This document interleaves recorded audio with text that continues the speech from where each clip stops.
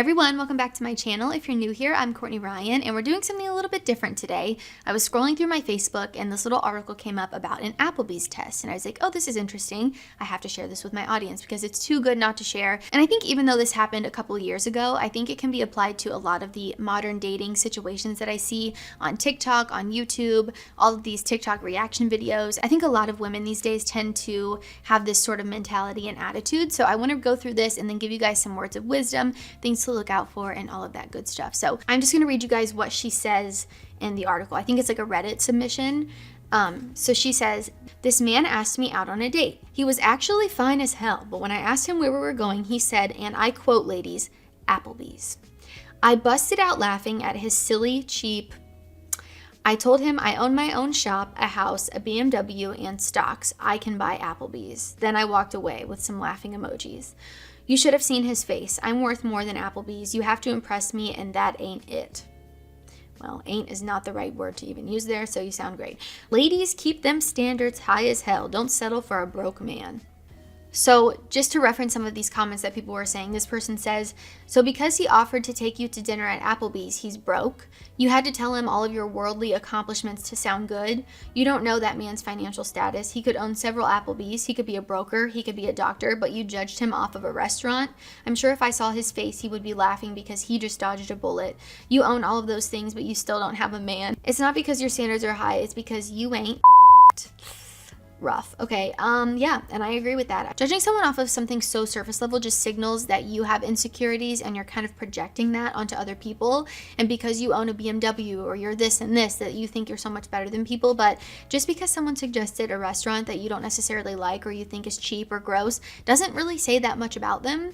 And by writing them off so quickly and being so quick to judge, I think you really do yourself a disservice, clearly, if you're single still. So honestly, when you're really rich or you have a lot of money, you don't care about proving that to people or looking rich because you simply are just rich and you're enjoying your life and not worrying about what other people think of you. I think often the people who don't have money are the ones who try to flex and prove to people that they're something that they're not. So again, the fact that she had to flex that she has a BMW and owns stocks and all this crazy stuff, kind of says a lot about her. So I think this is something you can keep in mind when you're interacting with people in general. That's why I say when you have money, when you're an alpha or whatever the heck it is, you don't have to go around telling people that or screaming it from the rooftops.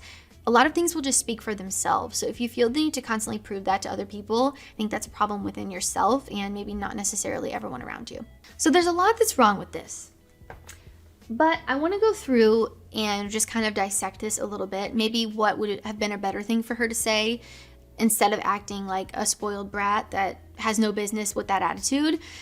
So first off, if you suspect that someone is only into you for your money or things that you can provide for them, they will act like this. And I think it's very obvious when you say something like about going somewhere cheaper, or maybe you're not necessarily taking them shopping or taking them out and they don't want to hang out with you. I mean, I've done videos about this before. You can normally always tell when someone is using you for either your time, your money, your resources, whatever it is. So if someone responds to you this way when you're taking them out, when you're paying for it, regardless of what you're paying for or how much it is, acting like this is a huge red flag, and I would hope that all of you can see that. She got absolutely roasted online from the comments, so I think a lot of other people noticed that as well. But just so you guys know, if someone acts like this, run for the hills. And another thing to keep in mind here is that the way people respond and react to things says a lot about them. So even if she didn't necessarily want to go to Applebee's, she could have said this in a nicer way that doesn't make her come across as this princess mentality spoiled brat, right?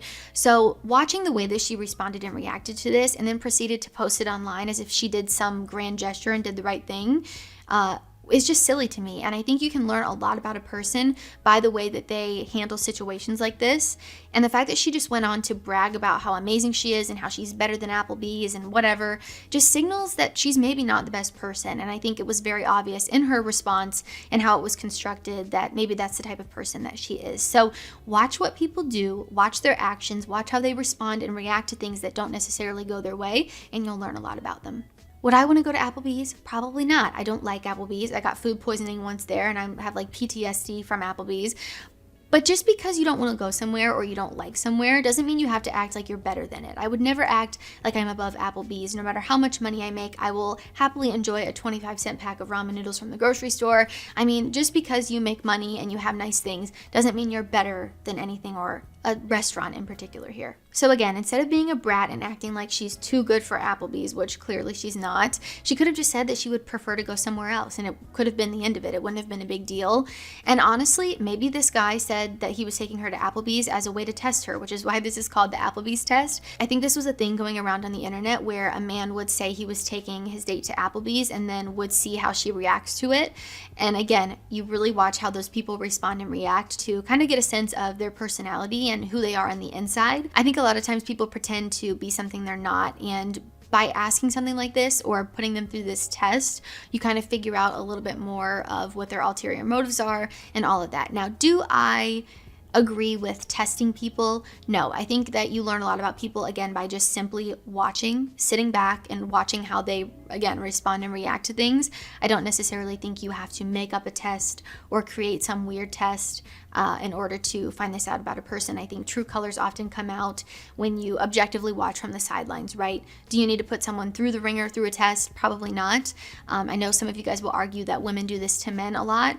Sometimes I do think it's malicious and I do think it's on purpose, but there are also these things called tests that are a little bit more subconscious, right? So it's just really getting to know someone, learning if you guys are a good match. You kind of figure this out as you date them and as you get to know them. I don't think it's necessarily always this like, well, women put men through all these tests and trials and tribulations. Sure, there are women that probably do that, but I do think a lot of the times it's subconscious, and it should be something that just happens naturally rather than you creating all these weird tests and playing games, and then it turns into this like crazy mind game thing that we really want to avoid because it's not authentic or healthy or mature. Now, if the guy genuinely loves Applebee's, it's his favorite place in the world to eat, maybe you're just not a good match, and that's okay. But to turn your nose up at someone because they suggested an inexpensive date option says so much about you, and not a good thing.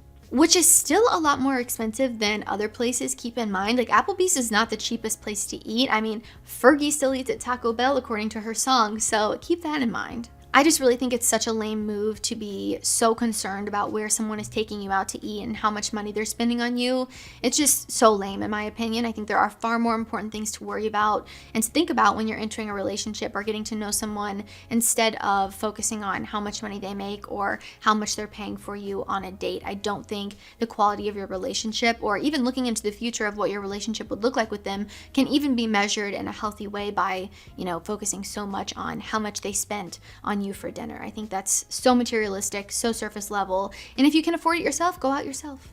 Whatever. If you want to go on an expensive meal and you can afford it and you drive a BMW like you say you do in this little thing, go take yourself out. Why do you care then what a guy can pay for you if you can afford it yourself? I think the fact that someone is offering to take you out and wants to pay for you and spend time with you says a lot more than how much the date costs. So keep this in mind. I know sometimes with social media and this constant comparison online, we can get in this habit of thinking that materialistic things and surface level things in general, money, whatever, are like the most important thing in the world, but I promise you it's not. There are far more important things, like I mentioned before, to consider when you're entering a relationship or forming a connection with someone that are more important than, how much they're spending on you. So keep this in mind. I've seen a lot of TikToks like this as well, which is why I wanted to bring it up. It's kind of this princess mentality, acting like you're better than everything, and that's not going to land you in a healthy, happy, mature relationship. So just something to consider going forward. And I'm sorry, but no matter how much money you make, you are never too good for something. And if you act that way, you can just see yourself out. So let's all fix our attitudes, be kind, and remember the most important thing you can do is to be with someone whose goals, ideas, and values align with yours. So keep this in mind when you're dating. Again, it's the most important thing to consider. Alright guys, that is all I have for this video. If you liked it or found it helpful, be sure to give it a thumbs up and subscribe to my channel to be in the loop for when I release new content. Again, I know this was very different than things I normally post on my channel, but I think little scenarios like this, and even Reddit threads in general, can be kind of used to learn a lot about people, and there's always a little bit of wisdom hidden in stories like this one. So if you like this style of video and would like to see more from me, let me know down below, and also let me know some Reddit threads to check out so I can find some other hidden gems in there. I think these are always really interesting and and entertaining. If you haven't already, be sure to follow me on Instagram at Courtney Christine Ryan. I love connecting with all of you guys on there. I do a lot of interactive things on my stories like Q&As and other fun things like that. So if you'd like to participate, give me a follow. As always, thank you all so much for watching, and I will see you all next time.